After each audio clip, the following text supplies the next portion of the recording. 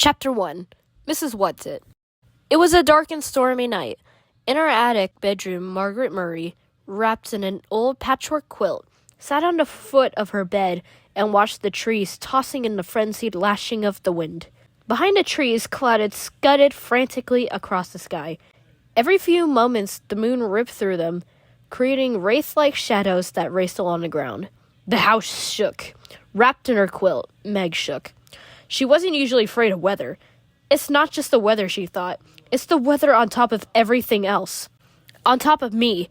On top of Meg Murray doing everything wrong. School. School was all wrong. She'd been dropped down to the lowest section in her grade. That morning, one of her teachers said crossly, "Really, Meg, I don't understand how a child with parents as brilliant as yours are supposed to be can be such a poor student. If you don't manage to do a little better, you'll have to stay back next year." During lunch, she'd roughhoused a little to try to make herself feel better, and one of the girls said scornfully, "After all, Meg, we aren't grade school kids anymore. Why do you always act like such a baby?" And on the way home from school, as she walked up the road with her arms full of books, one of the boys had said something about her dumb baby brother. At this, she'd thrown the books on the side of the road and tackled him with every ounce of strength she had, and arrived home with her blouse torn and a big bruise under one eye. Sandy and Dennis, her 10-year-old twin brothers, who got home from school an hour earlier than she did, were disgusted. "Let us do the fighting when it's necessary," they told her. "A delinquent, that's what I am," she thought grimly. That's what they'll be saying next. Not mother, but them. Everybody else. I wish father... But it was still not possible to think about her father without the danger of tears. Only her mother could talk about him in a natural way, saying, "When your father gets back." Gets back from where? And when? Surely her mother must know what people are saying. Must be aware of the smugly vicious gossip. Surely must hurt her as it did Meg. But if it did, she gave no outward sign. Nothing ruffled the serenity of her expression. Why can't I hide it too? Meg thought. Why do I always have to show everything?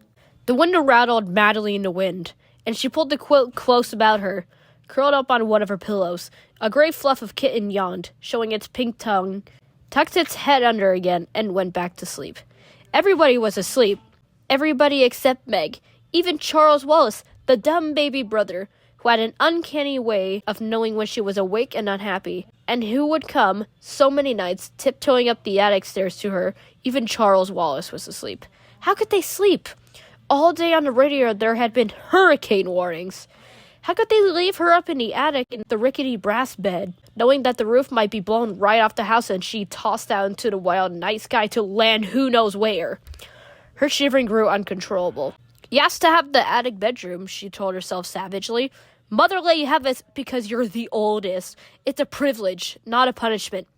"Not during a hurricane it isn't a privilege," she said aloud. She tossed the quilt down on the foot of her bed and stood up. The kitchen stretched luxuriously and looked up at her with huge, innocent eyes. "Go back to sleep," Meg said. "Just be glad you're a kitten and not a monster like me." She looked at herself in the wardrobe mirror and made a horrible face, bearing a mouthful of teeth covered with braces. Automatically, she put her glasses into position, ran her fingers through her mouse brown hair so that it stood wildly on end, and let out a sigh almost as noisy as the wind. The wide wooden floorboards were cold against her feet. Wind blew in the crevices about the window frame. In spite of the protection the storm sash was supposed to offer, she could hear wind howling in the chimneys. From all the way downstairs, she could hear Fortinbras, the big black dog, starting to bark. He must be frightened too. What was he barking at? Fortinbras never barked without reason. Suddenly she remembered that when she had gone to the post office to pick up the mail, she had heard about a tramp who was supposed to have stolen 12 sheets from Mrs. Buncombe, the constable's wife. They hadn't caught him, and maybe he was heading for the Murray's house right now? Isolated on the back road as it was, and this time maybe he'd be after more than sheets. Meg hadn't paid much attention to talk about the tramp at the time, because the postmistress, with a sugary smile, had asked if she'd heard from her father lately. She left her little room and made her way through the shadows of the main attic, bumping against the ping-pong table. "Now I'll have a bruise on my hip on top of everything else," she thought. Next, she walked into her old doll's house, Charles Wallace's rocking horse, the twins' electric trains. "Why must everything happen to me?" she demanded of a large teddy bear. At the foot of the attic stairs, she stood still and listened. Not a sound from Charles Wallace's room on her right. On the left, in her parents' room, not a rustle from her mother sleeping alone in the great double bed. She tiptoed down the hall and into the twins' room, pushing again at her glasses as though they could help her to see better in the dark. Dennis was snoring. Sandy murmured something about baseball and subsided. The twins didn't have any problems. They weren't great students, but they weren't bad ones either. They were perfectly content with a succession of B's and an occasional A or C. They were strong and fast runners and good at games, and when cracks were made about anybody in the Murray family, they weren't made about Sandy and Dennis. She left the twins' room and went on downstairs, avoiding the creaking seventh step. Fort and Bra had stopped barking. It wasn't the tramp this time, then. Fort would go on barking if anybody was around. But suppose the tramp does come? Suppose he has a knife? Nobody lives near enough to hear we screamed and screamed and screamed. Nobody'd care anyhow. I'll make myself some cocoa, she decided. That'll cheer me up. And if the roof blows off, at least I won't go off with it. In the kitchen, a light was already on, and Charles Wallace was sitting at the table, drinking milk and eating bread and jam. He looked very small and vulnerable sitting there alone in the big, old-fashioned kitchen. A blond little boy in faded blue Dr. Denton's, his feet swinging a good 6 inches above the floor. "Hi," he said cheerfully. "I've been waiting for you." From under the table where he was lying at Charles Wallace's feet, hoping for a crumb or two, Fort and Bra raised his slender, dark head in greeting to Meg, and his tail thumped against the floor. Fort and Bra had arrived on a doorstep, a half-grown puppy, scrawny and abandoned, one winter night. He was, Meg's father had decided, part Llewellyn setter and part greyhound, and he had a slender, dark beauty that was all his own. "Why didn't you come up to the attic?" Meg asked her brother, squeaking as though he were at least her own age. "I've been scared stiff." "Too windy up in that attic of yours?" the little boy said. "I knew you'd be down. I put some milk in the stove for you. It ought to be hot by now." How did Charles Wallace always know about her? How could he always tell? He never knew, or seemed to care, what Dennis or Sandy were thinking. It was his mother's mind, and Meg's, that he probed with frightening accuracy. Was it because people were a little afraid of him that they whispered about the Murray's younger child, who was rumored to be not quite bright? I've heard that clever people often have subnormal children. Meg had once overheard. The two boys seemed to be nice, regular children, but that unattractive girl and the baby boy certainly aren't all there.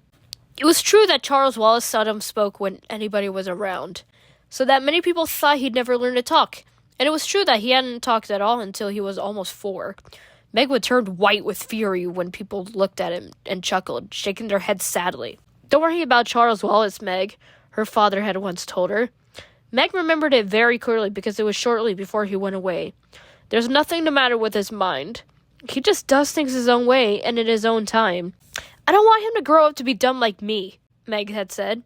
"Oh, my darling, you're not dumb," her father answered.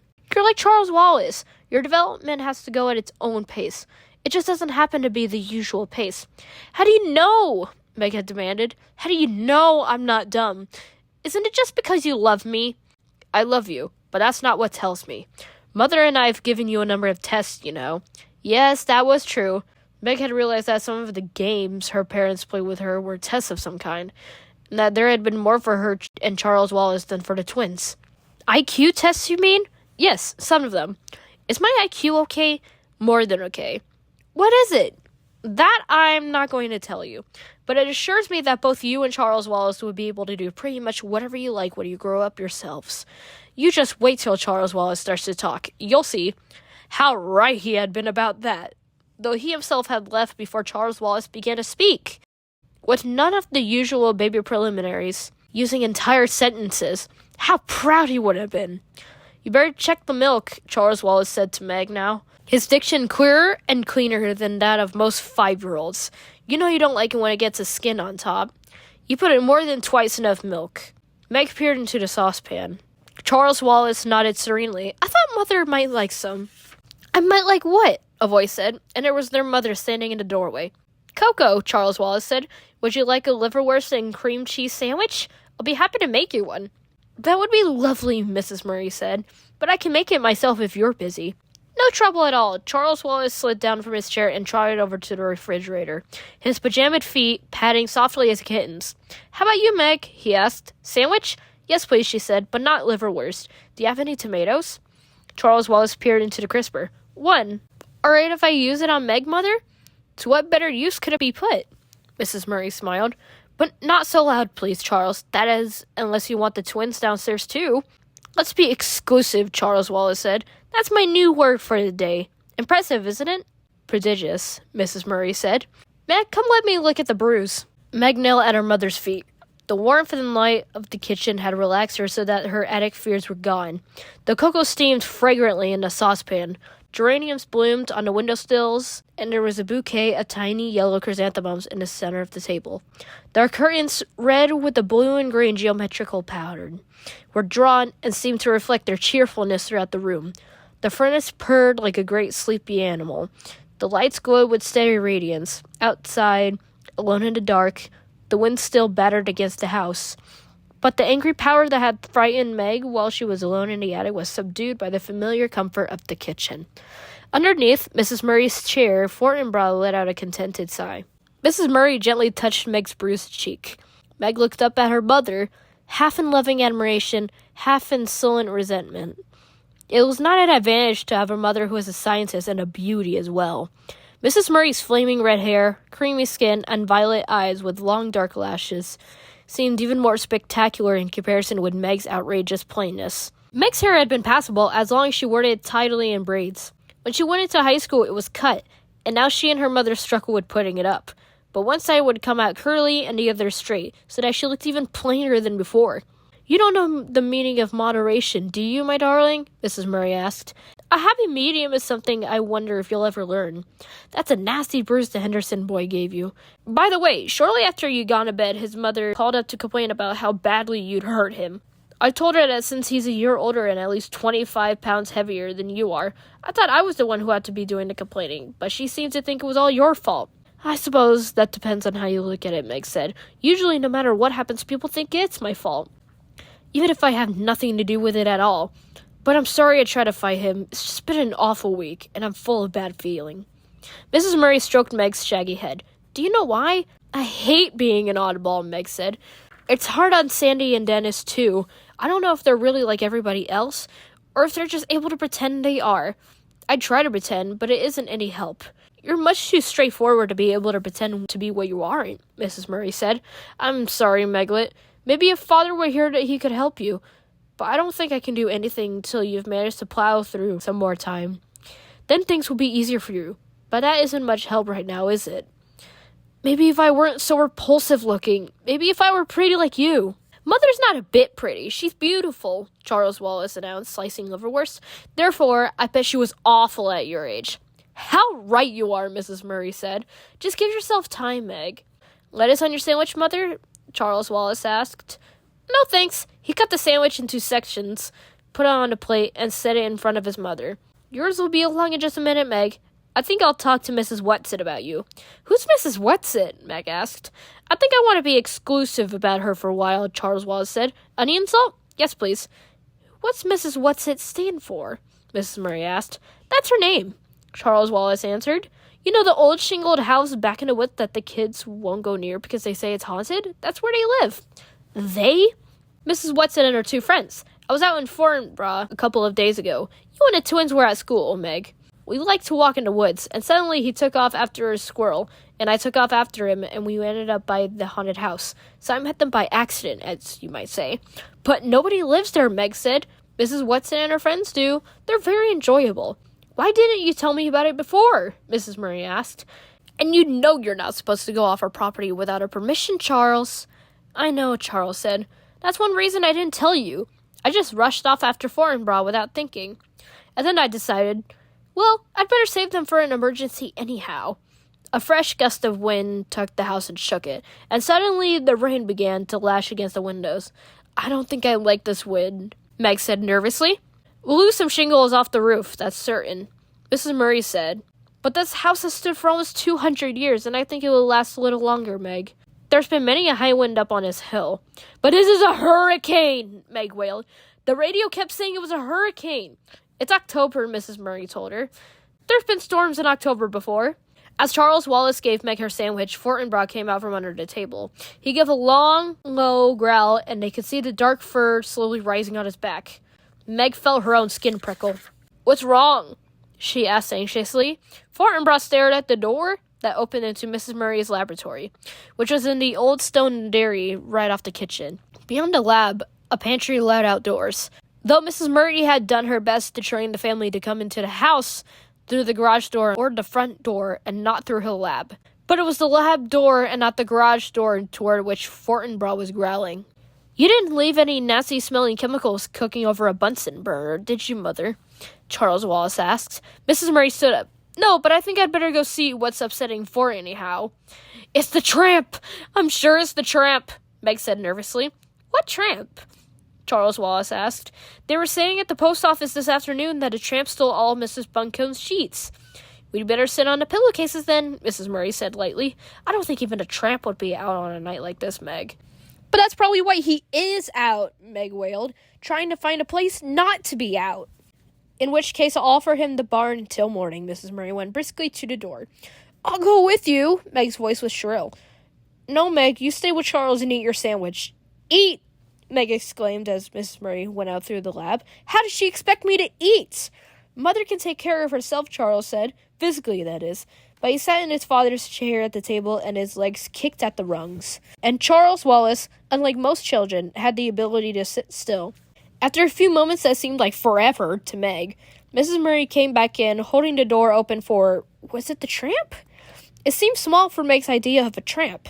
The age or sex was impossible to tell, for it was completely bundled up in clothes. Several scarves of assorted colors were tied about the head, and a man's felt hat perched atop. A shocking pink stole was knotted about a rough overcoat, and black rubber boots covered the feet. "Mrs. Whatsit?" Charles said suspiciously. "What are you doing here? And at this time of night, too?" "Now, don't you be worried, my honey." A voice emerged from among turned-up coat collars, stole scarves, and a hat. A voice like an unoiled gate, but somehow not unpleasant. "Mrs. Whatsit said she lost her way," Mrs. Murray said. "Would you care for some hot chocolate, Mrs. Whatsit?" "Charmed, I'm sure," Mrs. Whatsit answered, taking off the hat and the stole. "It isn't so much that I lost my way as that I got blown off course. And when I realized that I was at little Charles Wallace's house, I thought I'd just come in and rest a bit before proceeding on my way." "How did you know this was Charles Wallace's house?" Meg asked. "By the smell." Mrs. Whatsit untied a blue and green paisley scarf, a red and yellow flowered print, a gold Liberty print, a red and black bandana. Under all this, a sparse quantity of grayish hair was tied in a small but tidy knot on top of her head. Her eyes were bright, her nose a round, soft blob, her mouth puckered like an autumn apple. "My, but it's lovely and warm in here," she said. "Do sit down," Mrs. Murray indicated a chair. "Would you like a sandwich, Mrs. Whatsit?" "I've had liverwurst and cream cheese. Charles has had bread and jam, and Meg, lettuce and tomato." "Now, let me see," Mrs. Whatsit pondered. "I'm passionately fond of Russian caviar." "You peaked!" Charles cried indignantly. "We're saving that for Mother's birthday, and you can't have any." Mrs. Whatsit gave a deep and pathetic sigh. "No," Charles said. "Now you mustn't give in to her, Mother, or I shall be very angry. How about tuna fish salad?" "All right," Mrs. Whatsit said meekly. "I'll fix it," Meg offered, going to the pantry for a can of tuna fish. For crying out loud, she thought, this old woman comes barging in on us in the middle of the night, and Mother takes it as though there weren't anything peculiar about it at all. I'll bet she is the tramp. I'll bet she did steal those sheets, and she's certainly no one Charles Wallace ought to be friends with, especially when he won't even talk to ordinary people. "I've only been in the neighborhood a short time," Mrs. Whatsit was saying, as Meg switched off the pantry light and came back into the kitchen with the tuna fish. "And I didn't think I was going to like the neighbors at all until dear little Charles came over with his dog." "Mrs. Whatsit," Charles Wallace demanded severely, "why did you take Mrs. Buncombe's sheets?" "Well, I needed them, Charles dear." "You must return them at once." "But Charles dear, I can't. I've used them." "It was very wrong of you," Charles Wallace scolded. "If you needed sheets that badly, you could have asked me." Mrs. Whatsit shook her head and clucked. "You can't spare any sheets. Mrs. Buncombe can." Meg cut up some celery and mixed it in with the tuna. After a moment's hesitation, she opened the refrigerator door and brought out a jar of little sweet pickles. Though why I'm doing it for her, I don't know, she thought, as she cut them up. "I don't trust her one bit." "Tell your sister I'm all right," Mrs. Whatsit said to Charles. "Tell her my intentions are good." "The road to hell is paved with good intentions," Charles intoned. "My, but isn't he cunning?"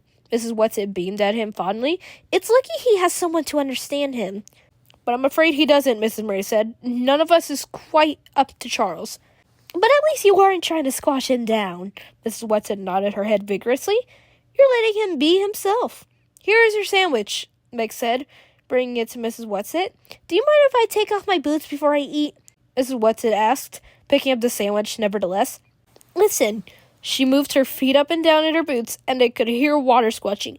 My toes are ever so damp. The trouble is that these boots are a mite too tight for me, and I can never take them off by myself. I'll help you, Charles offered. Not you. You're not strong enough. I'll help. Mrs. Murray squatted at Mrs. Whatsit's feet, yanking on one slick boot. When the boot came off and came suddenly, Mrs. Murray sat down with a thump. Mrs. Whatsit went tumbling backward with the chair onto the floor, sandwich held high in one old claw. Water poured out of the boot and ran over the floor in the big braided rug. Oh, dearie me, Mrs. Whatsit said, lying on her back in an overturned chair, her feet in the air, one with the red and white striped sock, the other still booted. Mrs. Murray got to her feet. Are you all right, Mrs. Whatsit? If you have some liniment, I'll put it on my dignity, Mrs. Whatsit said, still supine. I think it's sprained. A little oil of cloves mixed well with garlic is rather good, and she took a large bite of sandwich. Do please get up, Charles said. I don't like to see you lying there that way. You're carrying things too far. Have you ever tried to get to your feet with a sprained dignity? But Mrs. Whatsit scrambled up, righted the chair, and then sat back down on the floor. The booted foot stuck out in front of her and took another bite. She moved with great agility for such an old woman. At least Meg was reasonably sure that she was an old woman, and a very old woman at that. Mrs. Whatsit, her mouth full, ordered Mrs. Murray. Now pull Murray down. Quite calmly, as though this old woman and her boots were nothing out of the ordinary, Mrs. Murray pulled until the second boot relinquished the foot. This foot was covered with a blue and gray argyle sock, and Mrs. Whatsit sat there, wriggling her toes, contentedly finishing her sandwich before scrambling to her feet. Ah, she said, that's ever so much better, and took both boots and shook them out over the sink. My stomach is full and I'm warm inside and out, and it's time I went home. Don't you think you better stay till morning? Mrs. Murray asked. Oh, thank you, dearie, but there's so much to do. I just can't waste time sitting around fiddling. It's much too wild a night to travel in. Wild nights are my glory, Mrs. Whatsit said. I just got caught in a downdraft and blown off course. Well, at least till your socks are dry. Wet socks don't bother me. I just didn't like the water squishing around my boots. Now don't worry about me, lamb. Lamb was not a word one would ordinarily think of calling Mrs. Murray. I shall just sit down for a moment and pop on my boots, then I'll be on my way. Speaking of ways, pet, by the way, there is such a thing as a tesseract. Mrs. Murray went very white, and with one hand reached backward and clutched at a chair for support. Her voice trembled. What did you say? Mrs. Whatsit tugged at her second boot. I said, she grunted, shoving her foot down, and that there is such a thing as a tesseract. Her foot went down into the boot, and grabbing shawls, scarves, and hat, she hustled out the door. Mrs. Murray stayed very still, making no move to help the old woman. As the door opened, Fortinbras streaked in, panting, wet, and shiny as a seal. He looked at Mrs. Murray and whined. The door slammed. Mother, what's the matter? Meg cried. What did she say? What is it? The tesseract, Mrs. Murray whispered. What did she mean? How could she have known?